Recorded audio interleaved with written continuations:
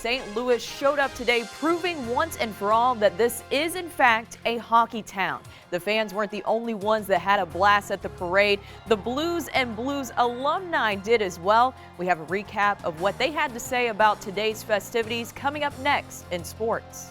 Hey, remember when Cubs Chris Bryant said that St. Louis was boring? Well, someone show him the video of today's parade because St. Louis was far from boring. Fans showed up to support the Blues, the team that finally brought home the Stanley Cup. The players talked to News 4 Sports Director Maurice Drummond about the outpouring of love that they received today.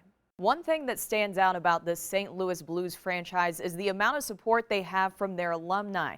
News 4 Sports Director Maurice Drummond spoke to two Blues legends, Bobby Plager and Brett Holt, about finally seeing the Blues win the Cup. That was my favorite interview today. Well, during the parade, the Blues players got off their individual cars and started passing the Stanley Cup around with each other and even let the fans touch it. And Vladimir Tarasenko did that, but he also shared a very special moment with his family right here. You can see his son holding and even kissing the cup. They just had a newborn, him and his wife, but he wasn't there for all the festivities. I think that's pretty much understandable.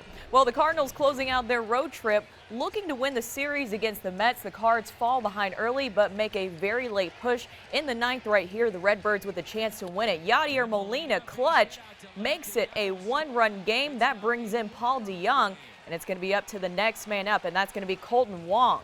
Colton Wong comes up to the plate, pops this one up, and it's going to drop right into no man's land. It's up to the pinch runner, Jack Flaherty. Flaherty shows off his Jets. Will he make it? And no, he doesn't. He just falls short, and the Cardinals also fall short in this one. They fall to the Mets 8-7. They close out the series tomorrow afternoon at 12:10.